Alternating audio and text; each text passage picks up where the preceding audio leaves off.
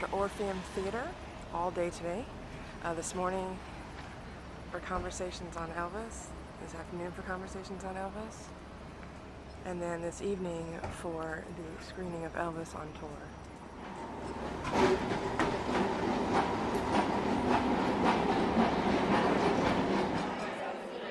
Waiting to get into Orpheum for Conversations. We have a good half hour, one could really get a good spot. I'm good on the fifth row from the conversation. Light up the Las Vegas Strip. Some people here early. I'm sure it'll be full. Theater, Viva Elvis.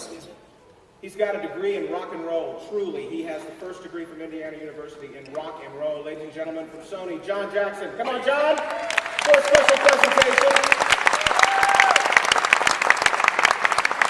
Welcome to the stage, Lord. Thank you so much. Hello, everybody. I am absolutely thrilled and honored to be here at Elvis Week with all of you and to have the privilege of presenting these RIAA Gold and Platinum certifications for U.S. sales.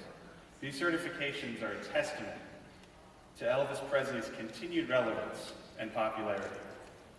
As we know, his music transcends generations and continents, even 33 years after his death. I'd like to start by thanking everybody at Elvis Presley Enterprises for their passion and their vision. They are truly the best partners that Sony and Legacy Recordings could ask for. I'd also like to recognize all of you, the fans. Your dedication is what keeps the Elvis legacy truly alive. Multi-platinum DVD award for the title Aloha from Hawaii, the Deluxe Edition. The second one is also a multi-platinum, 2 times platinum award for the 68 Comeback Special, special edition. The third is a gold record for a multi-disc album for 50 greatest love songs. Next is also a gold multi-disc award for the essential Elvis Presley. And last is a platinum award for a title called Blue Christmas.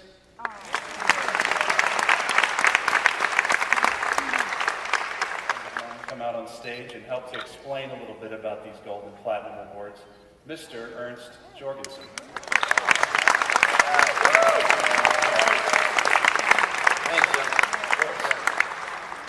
Try and explain a little bit about it. It's very, very complicated, but the one thing that we want to make sure that you all know is that we keep fighting to get Elvis more certifications, to get all the old titles in the system that we have with Sony on the computer, and get all the numbers that seem to disappear sometimes in lost reports and stuff.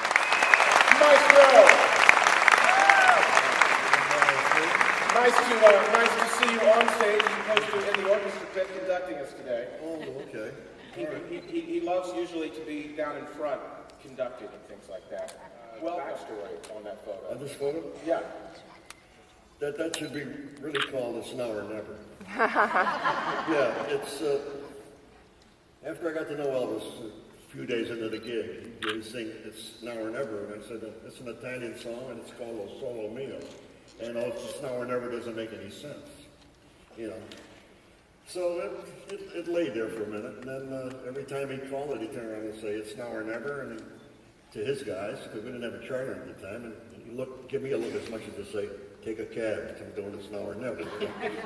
So, one night, he's come out in his dressing room, I'm coming out of mine, and Jerry Vale was an Italian singer that day. He was hot and heavy, he was on Columbia. So, coming out, what's going on? I said, everything is cool. I said, I just got off the phone with Jerry Vale. He said, really? Why? I said, he heard you do It's Now or Never, and he says he sleeps like a baby. At that point, he started to choke me.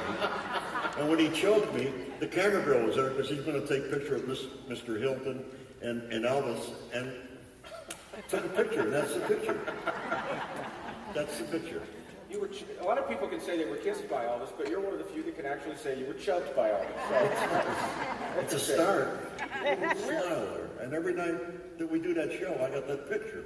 You're seeing a picture, a different picture, but I got the one from the original cast up there. Yeah. And it just blows me away every night. Yeah. And it's for real, ladies and gentlemen. We're not calling it Just pretend. Remind you of Elvis back in the day with his guys. I see one of the Oak Ridge boys there standing next to him.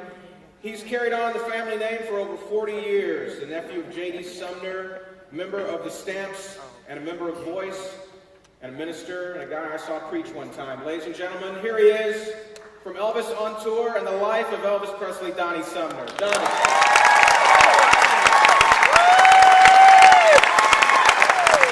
If it wasn't for the lighthouse. Good to have you here. Have a seat right here. Next up, you saw him standing next to Donnie as he played the piano from the Stamps Quartet also, with the nice circle around his head right there. Elvis said he's got one of the most splendid voices in the world, and he really does. A former member of the Stamps and also a minister. Ladies and gentlemen, welcome to Elvis Week 2010, Bill Bays.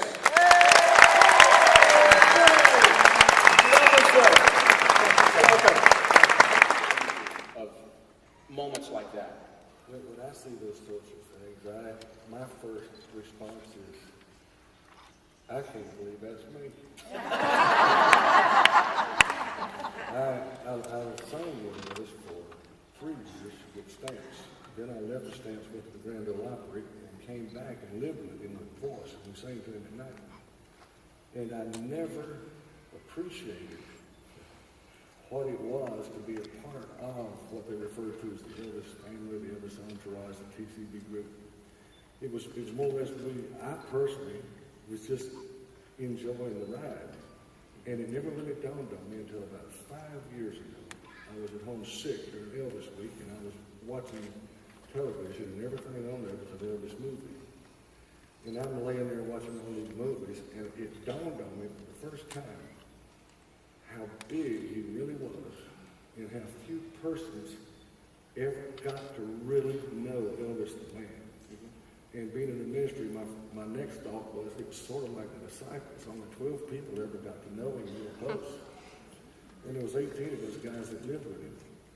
And I lay there in bed and I realized I was one of those 18 and how really big he was. And it about knocked the top of my head off. Yeah.